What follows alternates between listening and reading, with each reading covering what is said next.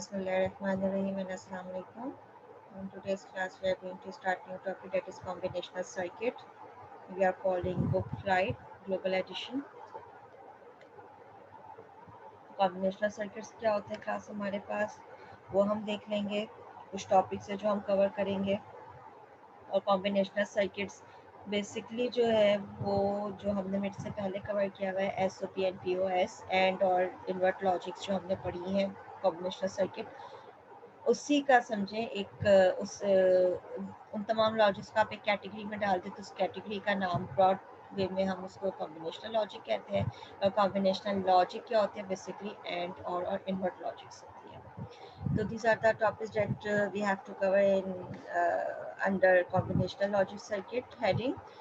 The topics are basic combinational logic circuit होते क्या है, how do you define them, implementing combinational logic हम उसको इम्प्लीमेंट कैसे करते हैं, the universal property of NAND and NOT gates, NAND और नॉट गेट को हम यूनिवर्सल गेट क्यों कहते हैं, उनकी क्या प्रॉपर्टी है जिसकी वजह से हम उनको ये कहते हैं कि ये यूनिवर्सल गेट्स के तौर पर हम इस्तेमाल कर सकते हैं, ये यूनिवर्सल गेट्स हैं क्योंकि हम इसे किसी भी गेट के तौर पर इस्तेमाल कर सकते हैं, तो क्या इनकी खसूसियात है कि हम इससे काम ले सकते हैं, वो चीज़ हम देखेंगे। Combinational logic using NAND and NOT gates, जो लॉजिक इम्प्लीमेंटेशंस होंगी यूनिवर्सल गेट्स के थ्रू वो, और लास्ट आपके पास logic circuit operation with pulse wave form inputs, यानी कि इनपुट्स हम in the form of pulses दे रहे हैं या in the form of waves दे रहे हैं, जैसे हम काम कर रहे थे 1-0 की पल्सेस में हम प्रोवाइड कर रहे हैं, तो how will your logic circuit perform that operation.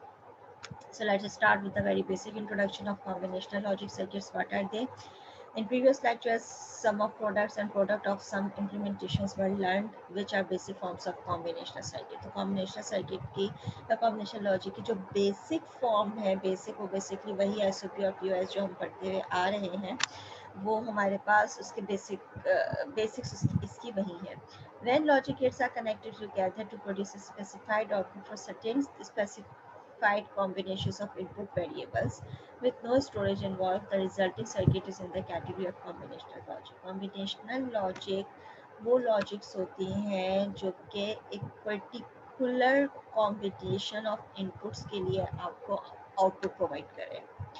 जैसे हमने अपने जितनी भी लॉजिक्स बनाई थी, हम एक ट्रुथ टेबल बनाया करते थे, उस ट्रुथ टेबल में जो वंस होते थे उनको हम उठा लेते थे और वंस के हिसाब से उनके सर्किट वो वंस के हिसाब से उनके टर्म्स लेते थे, SOPs लेते थे, सम ऑफ प्रोडक्ट लेते थे और उन टर्म्स पे फिर हम के मैप अप्लाई करके या बुलियन अलजेब्रा अप्लाई करके उसको सिंप्लीफाई करते थे. तो हमारा वो जो एक सर्किट बनकर आता था, वो सर्किट उस पर्टिकुलर कॉम्बिनेशंस के लिए आपको वन प्रोवाइड करेगा. अगर आप कॉम्बिनेशन या ट्रुथ टेबल के वंस चेंज कर देंगे तो वो सर्किट उसके लिए इनवैलिड हो जाएगा. तो क्या समझ आया कि कॉम्बिनेशनल सर्किट स्पेसिफाइड कॉम्बिनेशंस के लिए, स्पेसिफाइड इनपुट कॉम्बिनेशंस के लिए आपको स्पेसिफिक आउटपुट दे रहे होते हैं. अगर आप इनपुट कॉम्बिनेशंस चेंज कर देंगे तो वो सर्किट जो आपने बनाया हुआ होगा वो उसके लिए रिटेन नहीं रहेगा, वो आउटपुट आपका ख़राब कर देगा. हर वक्त आपको वन के वक्त वन नहीं और 0 के वक्त 0 नहीं प्रोवाइड कर पाएगा. तो हम कोई भी सर्किट ले पिछला वाला, तो वो जो वंस हमारे पास, जैसे हमने टेस्ट में भी ये काम किया था, एग्जाम में भी हमने इस टाइप का एक क्वेश्चन किया था कि 7 से लेकर 10 तक के नंबर्स को वन कर दे. 4 बिट आपके पास A3 A2 N1 A0 था और आप ऐसी कॉम्बिनेशन बनाए कि 7 से लेकर 10 तक के बिट्स को वन कर दे. तो आपने 7 8 9 10 को हाई किया, हाई करने के बाद आपने उसकी टर्म्स निकाली. उस टर्म को जब आप उसका सर्किट बनाएंगे तो वो सर्किट सिर्फ 7 8 9 10 ही को हाई करेगा. अगर आप चाह रहे हैं कि 5 को भी हाई कर दे तो आपको नया सर्किट बनाना पड़ेगा. तो ये आपके पास कॉम्बिनेशनल सर्किट के एक लिमिटेशन भी हम कह सकते हैं कि कॉम्बिनेशनल सर्किट्स जो होते हैं वो एक ख़ास किस्म के इनपुट कॉम्बिनेशंस के लिए काम कर रहे होते हैं. अगर आपका आउटपुट रिक्वायरमेंट चेंज हो जाएगी तो वो सर्किट इनवैलिड हो जाएगा. You have to make a new circuit. तो combinational logic basically specified combinations of input variable के लिए काम कर रहे होते हैं. तो ये बात हमें यहाँ पे क्लियर हो गई कि इनपुट कॉम्बिनेशंस को जो है वो एक स्पेसिफिक सेट होगा तभी वो काम करेगा.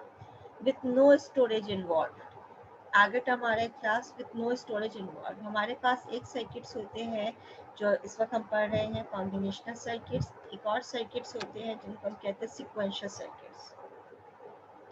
सिक्वेंशियल सर्किट्स के पास ये खुसूसियत होती है कि वो आपकी वैल्यूज़ को स्टोर करके रखेंगे। अब अगर आप इनपुट चेंज भी कर दें आपकी वैल्यू चेंज नहीं होगी, वो रिटेन रहेगी।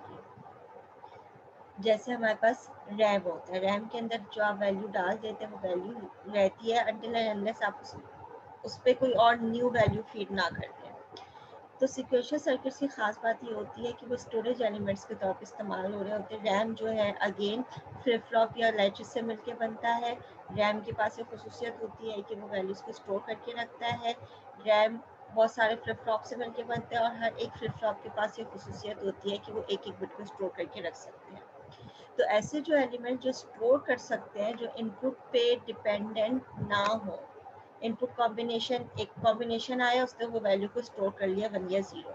अब आपने इनपुट कॉम्बिनेशन चेंज भी कर दिया तो वो 1 और 0 चेंज नहीं होते अनटिल एंड अनलेस आप उसको न्यू क्लॉक पल्स ना दे दो।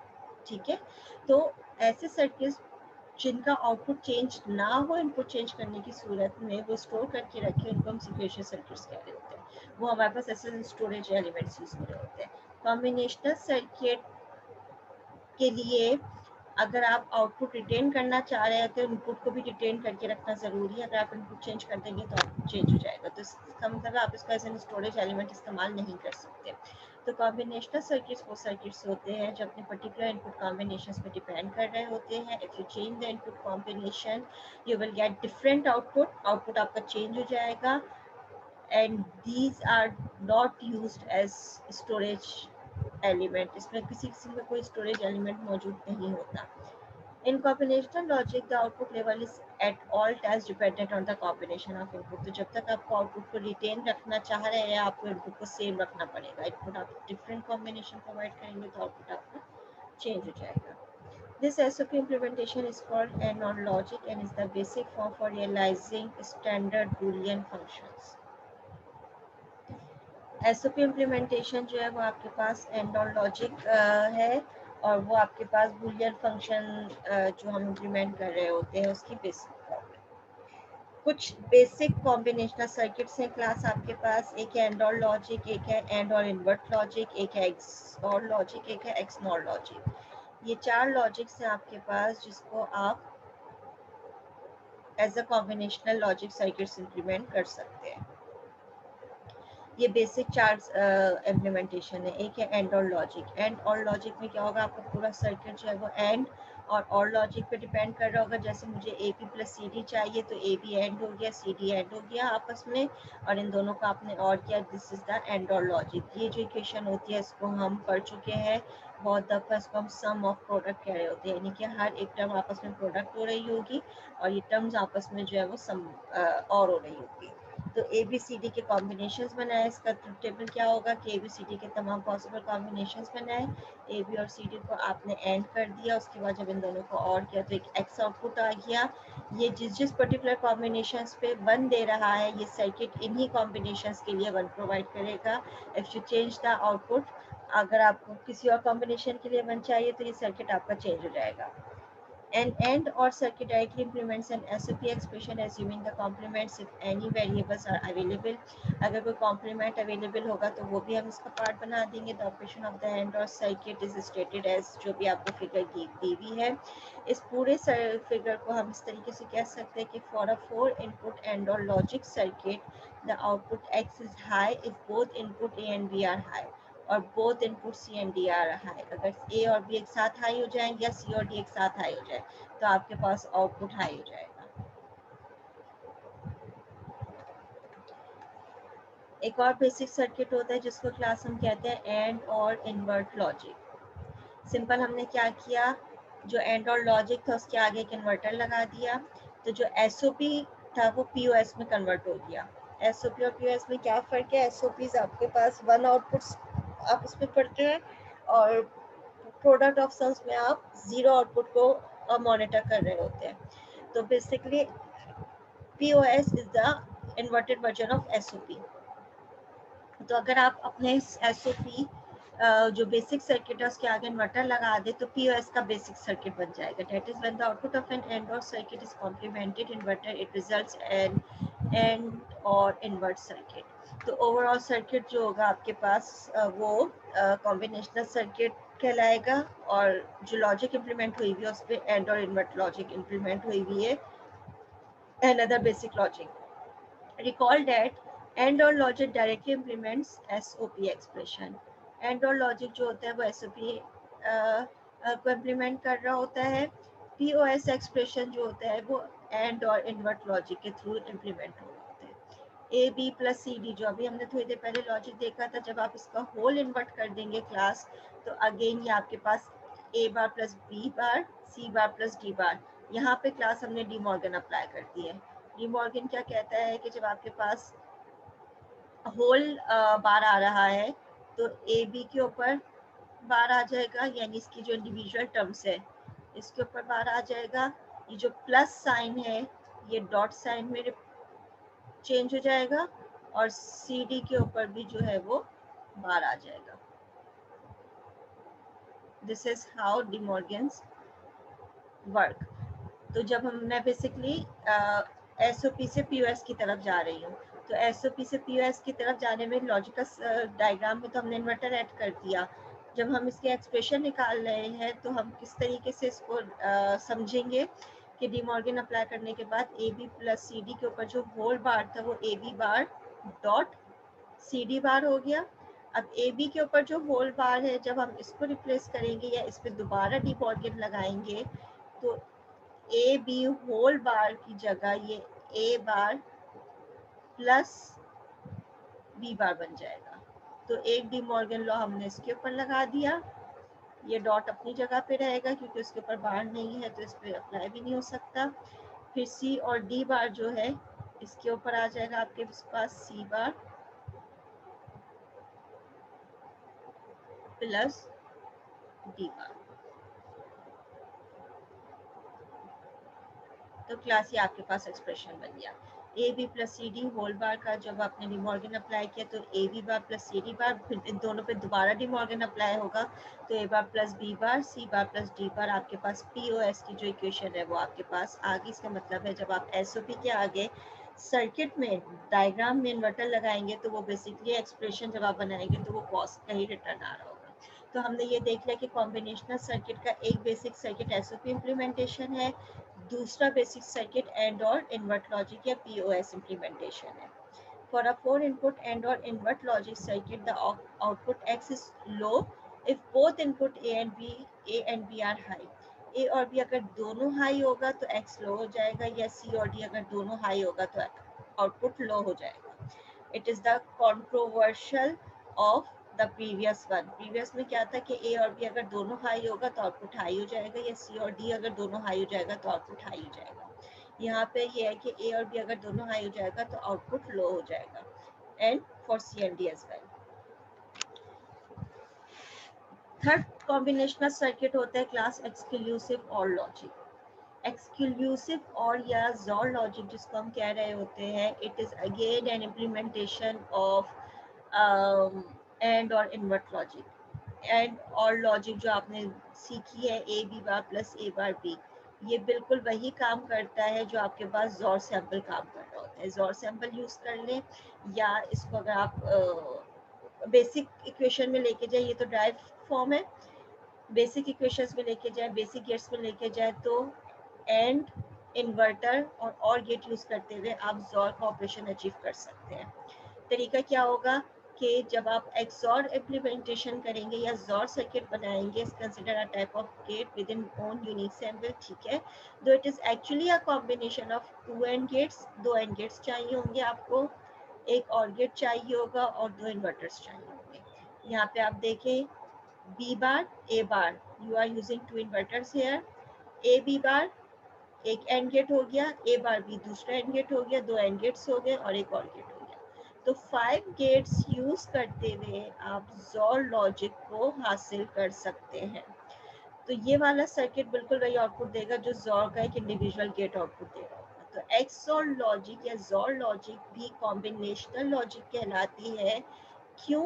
क्योंकि इसकी जो इम्प्लीमेंटेशन हो रही होती है वो भी एंड और इन्वर्टर यूज करके आप इसको इम्प्लीमेंट कर सकते हैं। इस पूरे को आपने एक बॉक्स के अंदर डाल दिया, उस बॉक्स का नाम आ गया कॉम्बिनेशनल सर्किट बॉक्स या ब्लैक बॉक्स हम इसको कह रहे हैं। तो बेसिकली कॉम्बिनेशनल लॉजिक्स जो होते हैं क्लास, उसके अंदर वो समझे बॉक्सेस हैं, ब्लैक बॉक्सेस हैं, और इसके अंदर कोई ना कोई कॉम्बिनेशनल सर्किट इंप्लीमेंट हुआ है। तो आगे जाके जब हम इन सर्किट्स को बहुत ज़्यादा फ्रिक्वेंटली यूज़ कर रहे होंगे तो हम कॉम्बिनेशनल ब्लॉक्स बना देंगे। हर एक ब्लॉक के अंदर उसका पर्टिकुलर कॉम्बिनेशनल सर्किट, जो 4 बेसिक लॉजिक्स हम पढ़ रहे हैं वही इंप्लीमेंट हुई हुई होंगी, उनमें से कोई ना कोई लॉजिक एक इंप्लीमेंट हुई होगी। आगे बढ़ते हैं। Next is exclusive NOR logic. Exclusive or logic के आगे when you are adding an inverter it becomes exclusive NOR logic. तो वही आपके पास जो सारा काम था वो आपने इन्वर्टर के थ्रू एक काम आपने करवा दिया। आप इक्वेशन देखें, ये आपके पास अगर इन्वर्टर में ना पढ़ूं तो A B bar plus A bar B, ये यही इक्वेशन है, A B bar plus A bar B. तो एक्सक्लूसिव और लॉजिक के ऊपर जब आप इन्वर्टर लगा देंगे, ओवरऑल इसको इन्वर्ट करेंगे, सिंप्लीफाई करते हुए आपके पास एक्स नॉट का काम हो जाएगा। सिंप्लीफाई करने से क्या किया, जब ये होल बार हम हटाएंगे डी मॉर्गन्स यूज करते हुए तो इंडिविजुअल बार्स आ जाएंगे, प्लस साइन जो होगा वो एंड में कन्वर्ट हो जाएगा। अब ए बी बार होल बार के ऊपर एक बार है, ए बार बी के ऊपर एक होल बार है, तो ए बी बार के जब बार होल बार हटेगा तो ए बार प्लस बी, इन दोनों के ऊपर इंडिविजुअल बार्स आ जाएंगे। यानी ये वाली जो लाइन है क्लास, इसको मैं यहाँ पे लिख रही हूँ, ये लाइन ऐसे बन जाएगी। इनका जब होल बार हटेगा तो ए के ऊपर बार आ जाएगा प्लस बी के ऊपर एक,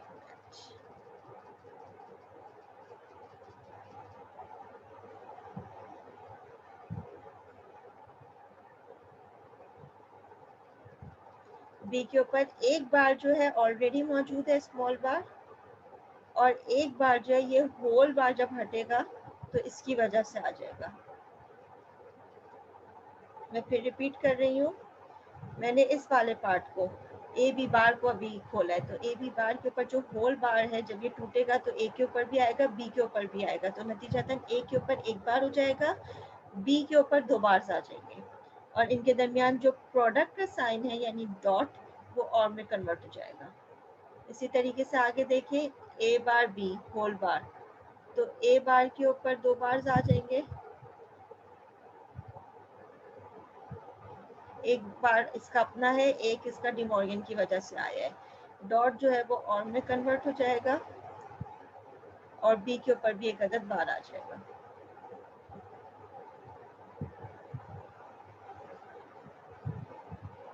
तो आपकी इक्वेशन क्या बन गई, ए बार प्लस बी यहाँ पे नजर आ रहे, और ये दोनों बार हट जाएंगे तो ए प्लस बी बार, ए प्लस बी बार। अब जब क्लास आपने इसको डिस्ट्रीब्यूटिव प्रॉपर्टी यूज करते हुए खोला तो ये वाली जो इक्वेशन हो जाएगी, इसको मैं यहाँ पे लिख देती हूँ सी के ऊपर, ये वाली जो इक्वेशन हो जाएगी ये हो जाएगा ए बार ए प्लस ए बार बी बार के साथ हो जाएगा प्रोडक्ट,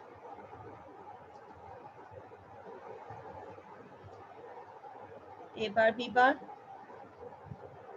अब जो फिर सेकंड आपके पास है टर्म जो कि बी, ए और बी आपस में प्रोडक्ट हो जाएंगे, और फिर लास्ट टर्म आपके पास बनेगी, ये हमने डिस्ट्रीब्यूटिव प्रॉपर्टी के थ्रू ओपन कर दिया बी और बी बार। और हमें पता है क्लास कि जब हमारे पास दो सेम वेरिएबल, एक वेरिएबल अपने ही वेरिएबल के साथ कॉम्प्लीमेंट हो रहा होगा तो ये आपके पास आंसर देता है या इक्विवेलेंट हो जाता है ये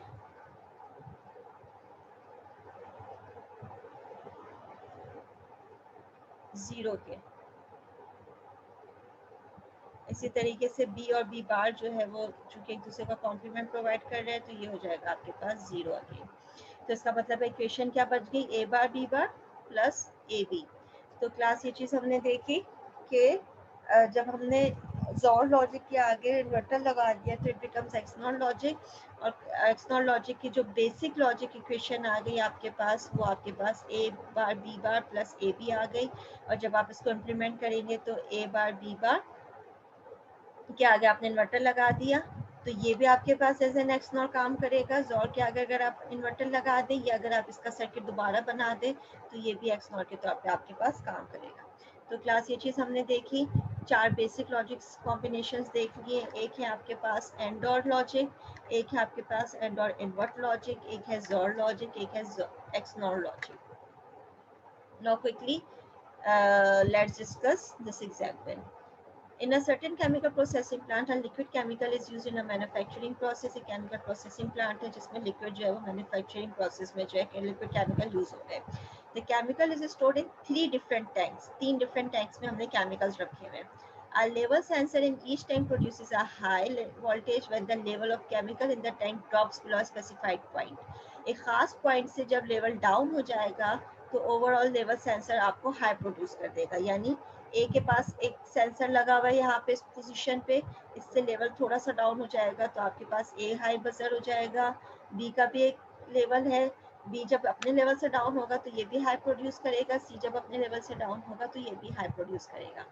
Now what you are required to design a circuit that monitors the chemical level in each tank. इन तीनों टैंक के लेवल्स को मॉनिटर करते जाए किस तरीके से कि indicates when the level in any of the 2 tanks drop below the specified point. इनमें से कोई भी 2 टैंक जब साइमल्टेनियसली एक साथ ड्रॉप हो जाएंगे आपको लो लेवल इंडिकेटर जला देना है या ऑन हो जाना है। तो क्या कह रहे हैं कि 2 टैंक्स एक साथ ड्रॉप हो जाए, उस सूरत में बजर बजेगा या लो लेवल इंडिकेटर जो है वो ऑन हो जाएगा। तो 2 एक साथ ड्रॉप करते हैं तो मैं हर 2 टैंक पे एंड गेट लगा दूंगी, ए और बी मिलके काम करेंगे। एक एंड गेट मेरे पास बन जाएगा, एक एंड गेट मेरे लिए बन जाएगा ए और बी के लिए, एक एंड गेट बन जाएगा बी और सी के लिए, एक बन जाएगा ए और सी के लिए। एक वक्त में 2 को मॉनिटर करना है तो 3 एंड गेट्स आ जाएंगे। G1 जो है वो ए और बी को मॉनिटर कर रहा है, G2 जो है वो ए और सी को मॉनिटर कर रहा है, और G3 जो है वो बी और सी को मॉनिटर कर रहा है। इन दोनों में से जब दोनों डाउन हो जाएंगे तो ऑब्वियसली वो पर्टिकुलर गेट G3 मुझे G2 या G1 मुझे हाई दे देगा। वो हाई होने की सूरत में मेरा जो ओवरऑल एक्स है वो हाई हो जाएगा, और हाई होने की सूरत में आगे जो इंडिकेटर लगा था वो लो लेवल इंडिकेटर जो है वो बच जाएगा या वो भी एक्टिव हो जाएगा। तो क्या मतलब हुआ कि ए और बी अगर मेरे पास एक साथ डाउन हो जाएंगे तो G1 हाई हो जाएगा, G1 हाई होने की सूरत में एक्स हाई हो जाएगा। अगर ए और सी एक साथ डाउन हो जाएंगे तो G2 हाई हो जाएगा। इन तीनों में से कोई भी एक हाई होने की सूरत में एक्स हाई हो जाएगा, और एक उस वक्त हाई होगा जब 2 एक साथ लो हो जाएंगे। तो ये हमारे पास एंड और लॉजिक यूज करते हुए हमने ये काम कर लिया। Write the Boolean SOP expression for the AND or logic in figure। तो इसका Boolean expression बनाना है, which is very simple। Boolean expression मैं verbally बता देती हूँ, उसको आप टाइप कर लीजिएगा। AB plus AC plus BC, ये आपके पास लॉजिकल एक्सप्रेशन बन गया। या X equals to AB plus AC plus BC, figure देखते हुए मैंने आपको एक्सप्रेशन बता दिया। Next है class, the sensors in the chemical tank of previous example are being replaced by a new model that produces a low voltage instead of a high voltage। अब तक high voltage produce हो रहा था इन gates पे, अब low voltage produce होगा when the level of the chemical tanks drop in a critical point। critical point से low होने की सूरत में low level बनेगा। Modify the circuit, पिछला जो सर्किट था उसको मॉडिफाई करना, operate with the different input levels and still produces a high output to activate the indicator when the level in any 2 of the tanks drop below the critical point। अब आपको ये काम low level के साथ करवाना है, इससे पहले आप ये काम जो है वो हाई वोल्टेज के साथ करवा रहे थे। तो जब हाई वोल्टेज था तो इन दोनों में से जब इन तीनों में से जब 2 एक साथ हाई लो हो रहे थे तो हाई का के तौर पे ये काम कर रहा था, लो लेवल इंडिकेटर चल रहा था। अब आपको यही काम जब लो के लिए बनाना है तो सिंपल काम ये करने का तरीका ये होता है कि आप पूरी इम्प्लीमेंटेशन हाई के साथ करें, आखिर में एक इन्वर्टर लगा दें। ठीक है, तो वही काम जब हाई के लिए आपने बनाया था, जब आपको लो के लिए बनाना है तो आप सेम वही सर्किट रखते हैं, आगे आप इन्वर्टर लगा देंगे तो वो पूरी लॉजिक अब लो के लिए काम करेगी। लो लेवल इंडिकेटर अब तब जलेगा जब मेरे पास ये वाला जो सर्किट है ये ऑफ हो जाए। ठीक है, यानी कि G1 G2 G3 अपना हाई इनपुट प्रोड्यूस कर रहे हैं, इनमें से जब कोई भी दो इनपुट्स डाउन हो रहे हैं अपने लेवल से, वो अपने पर्टिकुलर गेट को हाई कर रहे हैं, नतीजतन ये भी मेरे पास हाई हो रहा है, लेकिन मुझे बोला गया है कि न्यू मॉडल ओवरऑल प्रोड्यूस करे लो, तो हमने आगे इन्वर्टर लगा दिया, तो अब जो न्यू मॉडल है वो ओवरऑल प्रोड्यूस कर रहा है आपके पास लो आउटपुट, और अब इस लो की वजह से लो लेवल इंडिकेटर जल रहा है। तो यानी इनमें से कोई भी दो इनपुट्स डाउन होंगे तो उसका पर्टिकुलर गेट ऑन हो जाएगा, वो गेट ऑन होने की सूरत में और गेट को वो ऑन कर देगा, और ओवरऑल मॉडल लो के लिए काम करना है तो हमने आगे उस पूरे मॉडल में एक इन्वर्टर लगा दिया। Now it is working for the low model, और अब आपके पास अब जो लो लेवल इंडिकेटर है वो इस सर्किट के लो होने पे इंडिकेट कर रहे हैं। पहले यही मॉडल इस सर्किट के हाई होने पे इंडिकेट कर रहा था। लो लेवल इंडिकेटर उस वक्त एक्टिव हो रहा था जब ओवरऑल सर्किट हाई था। अब ओवरऑल सर्किट जब लो हो रहा है तो लो लेवल इंडिकेटर का जो भी बजर है या उसके जो भी सिग्नल्स है वो एक्टिवेट हो रहे हैं। Write the Boolean expression for the AND or invert logic and show that the output is high when any of the two input A, B and C are low. अब आपको काम क्या करना है class? You have to prove, you have to show that the output is high, overall output is high when any of the two inputs A, B and C are low. तो A, B और C में से कोई भी दो input जब लो हो रहे होंगे तो आउटपुट आपके पास हाई आ जाना चाहिए। तो आप क्या करेंगे कि ए और बी और सी के टोटल 8 पॉसिबल कॉम्बिनेशंस का एक ट्रुथ टेबल बनाएंगे, इसका एक्सप्रेशन इंप्लीमेंट करेंगे। एक्सप्रेशन क्या है? A B plus A C plus B C whole bar. जब आप इसका इंटरमीडिएट इनपुट्स आउटपुट्स बनाते हुए फाइनल आउटपुट का ट्रुथ टेबल बनाएंगे तो आप देखेंगे कि ट्रुथ टेबल में जहाँ जहाँ जीरो कॉम्बिनेशंस दो एक साथ हो रही हैं वहाँ पे आपके पास इसका रिजल्ट हाई आ जाना चाहिए। तो what you have to do, you have to make you have to do the related problem of slide number 8 and the slide number 9 और इसको आपको प्रूफ करना है। यहाँ पे क्लास मैं अपने जो है वो लेक्चर को पॉज कर रही हूँ। नया लिंक मैं शेयर करूँगी, आप लोग सब उसको ज्वाइन करेंगे।